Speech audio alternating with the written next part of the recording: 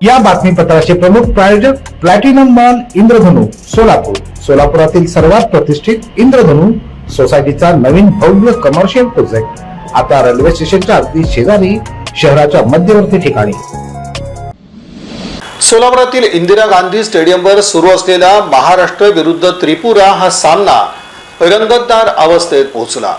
Indira Gandhi park स्टेडियमवर सुरू झालेल्या महाराष्ट्र विरुद्ध त्रिपुरा या 23 वर्षाखालील मुलांच्या कर्नल सी.के. नायडू चषकातील चौथ्या फेरीच्या सामन्यात दुसऱ्या दिवशी खेळ थांबला तेव्हा महाराष्ट्रानं पहिल्या डावात 103 षटकात 4 बाद 403 धावा केल्या असून 194 धावांची आघाडी घेतली आहे। सकाळच्या सत्रात नाबाद जोडी हर्ष मोगावीरा आणि अनिरुद्ध साबळे यांनी प्रथम अर्धशतकी आणि मग संयमी फलंदाजी करत शतकी सलामी दिली।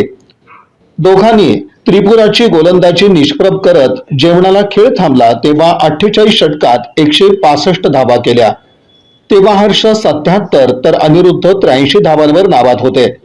जेवणानंतर 4 षटकात दोघेही चौकार षटकार लगावत 90च्या घरात पोहोचले, पण त्रिपुराच्या अमित अलीनं त्याच्या लागोपाठच्या षटकात प्रथम अनिरुद्ध साबळे 91 धावा 162 चेंडू 12 चौकार याला आनंद भौमिक द्वारे आणि हर्ष मोगावीरा 95 धावा 159 चेंडू 8 चौकार 1 षटकार याला यष्टीरक्षक दीपजॉयकडे झेल देण्यास भाग पाडून जोडी फोडली आणि त्यामुळे दोघांचंही शतक थोडक्यात हुकलं। त्यानंतर आलेला कर्णधार सचिन धस आणि भरवशाचा फलंदाज दिग्विजय पाटील यांनी उपयुक्ताशी संयमी फलंदाजी करत चहापानाला खेळ थांबला तेव्हा 2 बाद 290 धावा केल्या। शेवटच्या सत्रात धावफलक हालता ठेवत 105 धावांची भागीदारी रचली।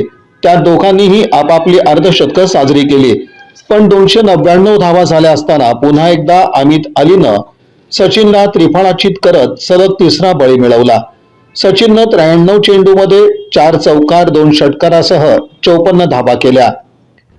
यानंतर दिग्विजय यानं साहिल पारख याच्यासोबत ताबडतोब फटकेबाजी करत अर्धशतकी भागीदारी रचत धावसंख्या 356 पर्यंत नेली तेव्हा अर्काजीत रॉयनं साहिलला त्रिफळा बाद केलं। त्यानंतर आलेल्या किरण चोरमले सोबत दिग्विजय यांनी अतिशय उत्तम फलंदाजी करत 9 चौकार 3 षटकार लगावत नवीन वर्षात पहिलं शतक साजरं केलं।